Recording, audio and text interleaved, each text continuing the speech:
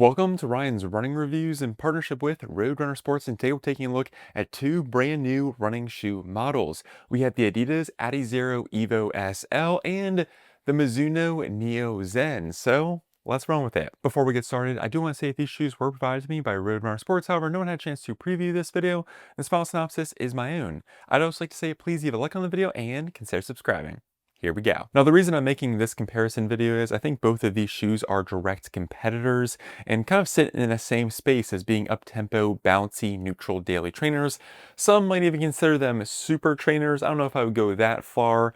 The EVO SL does have a plastic and midfoot shank. It's not a full-length plate, kind of acts more as a torsion system, while the Neo Zen does not have a plate. It is a plateless shoe, but does have a ton of that super soft, bouncy foam. So I think this will be a good comparison, and honestly I think these two shoes represent the more fun side of the neutral daily trainer space. The uppers on these shoes feel very different from each other, which you could probably just guess by looking at them, mainly because the Neo Zen has a very bold one-piece knit upper with some cool branding and just overall design. I think they really knocked it out of the park with regard to its silhouette.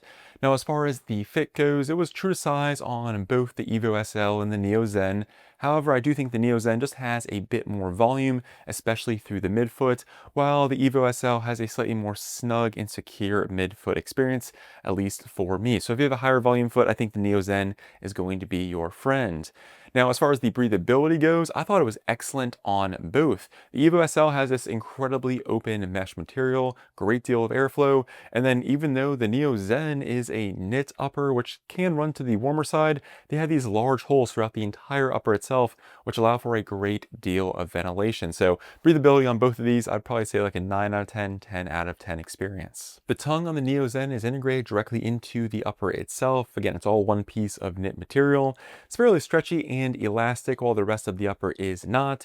It is a fairly thin tongue as well, which is kind of a downside because if you have to pull the laces tight, you will feel them on the top of your foot, and there can be some bunching with the knit fabric as well. They did add a small bit of rubberized material to the top of the tongue to help with lace bite. Does an okay job. And then if we go towards the heel counter, you have a very kind of flexible and flimsy experience. There's a little bit of extra padding back here to kind of help with the just overall comfort. And for me, the lockdown on the Neo Zen was good, which wasn't great. Did have a little bit of sliding, and it is difficult to get a truly, I think, secure fit, especially through the midfoot, just a decent amount of volume in that section. So for me, it worked. It wasn't bad, but I definitely wouldn't consider it great. Where on the EVO SL, I was really happy with lockdown. I had a great experience here. You have a much more traditional tongue. It's not gusseted, wish it was. A light amount of foam towards the top, or light amount of padding. I kind of wish they gave us maybe a little bit more foam blocks, if you will, especially because this is a regular daily trainer. And for me, it worked well. Those are really minor complaints, but the overall experience with the upper and lockdown here, I think, was spot on. I know some people, I've heard some strong words where they don't like this upper, but for me, I think it works really well, especially because the heel counter here is very stiff and rigid with a light amount of padding. No real complaints to this upper at all. And again, if you're someone who maybe has a slightly wider foot, I think the Neo Zen might be your friend. And if you have a regular or more narrow sized foot, I think the EVO SL is going to suit you a lot better. Personally, for me, just not a huge fan of one-piece knit uppers. It worked well. It wasn't bad. It just didn't provide me the optimal lockdown like I was looking for, and the optimal lockdown, I think, kind of really showed itself with the EVO SL upper experience. One other small thing I forgot to mention is the pull tab, Elfear pull tab, whatever you want to call it, on the Neo Zen actually folds down, which is nice. I kind of like to run with it just because it wouldn't hit the back of my Achilles. Didn't cause any blisters, didn't cause any pain. Just feels kind of strange sometimes to have this little section. So it does fold down, for those of you wondering. And then if we move on to these midsoles, it's really what makes these shoes shine and what kind of helps them stand out from this very crowded daily trainer space. I really like these because they provide a very lively and springy underfoot experience. With the Neo Zen, we're using something called Energy Next. It's a supercritical TPU foam, a lot of squish and a lot of bounce to it. It's a fairly soft foam, and the midsole itself is also fairly flexible. There is no plate or stiffening element. even if we flip it over to the outsole and you kind of say, hey, this looks familiar, it looks like the Neo Vista, a plated or a glass fiber plated shoe from Mizuno. But again, no stiffening element, no plate in the Neo Zen. You just have an incredibly wide surface area with fairly thick rubber coverage, which I think should help the overall durability. It's just rubber coverage from heel to toe with a gap down the center, which kind of helps make the shoe feel even softer. It kind of allows that foam to expand.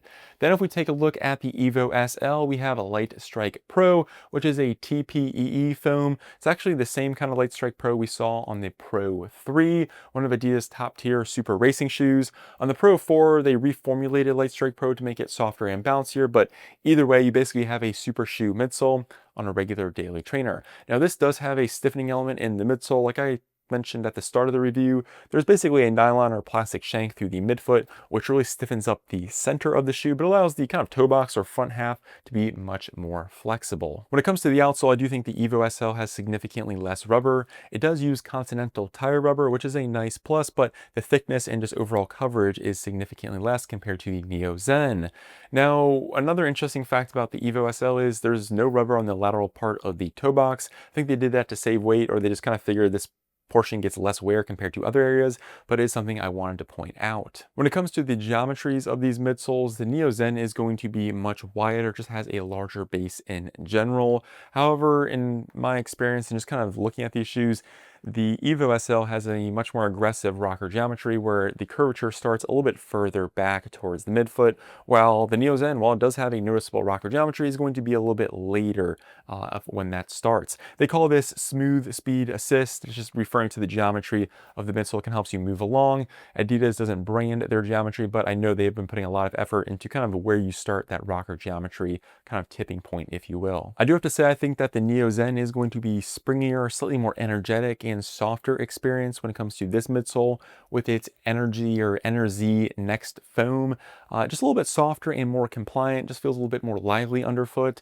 And that's not to say that the Light Strike Pro is not energetic, it just has a slightly more dense and resilient feeling, which I think makes it the more stable up-tempo neutral shoe. It's by no means, I think, an overly stable neutral option, but is more stable compared to the Neo Zen, where I felt a little bit of kind of soreness in my calves because it's a little bit squirrely towards the back just because of how soft that foam is, despite its incredibly wide base. So how do these two shoes perform and which one do I prefer? Well, I actually really enjoyed my time with both. They both brought a smile to my face just because of these midsole foams. They really are kind of pushing in the bouncier, just more energetic direction. Yes, they do feel slightly different, and the Neo Zens can be softer and bouncier, but I do prefer the EVO SL. For me, I just really like the Light Strike Pro, kind of more resilient and slightly firmer, bouncier experience, if that makes sense, where you just have a more dense level of bounce, if I'm kind of describing that correctly. I also like the fact that you have a more secure fitting upper with a more traditional setup without losing any breathability or anything like that. It's also the lighter shoe with a more aggressive rocker geometry. Now, comparing that to the Neo Zen, again, very fun shoe, really enjoyed it. It's a little bit too unstable for me, and I just had too much room in the upper with the knit experience. I really liked it just for kind of my regular training runs. It just gives you, again, a nice level of kind of pop underfoot. And while it isn't the most stable, and I did notice a little bit more soreness in my calves, I really kind of like this just for taking it out for a stroll, where I feel like I can kind of really push the pace in the EVO SL. It just makes it a slightly more focused up-tempo or all-around daily trainer. Both of these shoes make you want to go fast. I just prefer to go fast in EVO SL for those reasons I mentioned before. I think if you're the Neo Zen, I really like the foam material. Maybe just kind of change the geometry, opt for a more traditional upper. I think you have a serious contender here, even though I thoroughly enjoyed the current setup that they have. Well, that concludes my review. Let me know in the comments if you agree with my decision or just my thoughts in general. I would love to hear from you. I'm Ryan from Ryan's Running Reviews, and I'll catch you guys on the next one. Thanks.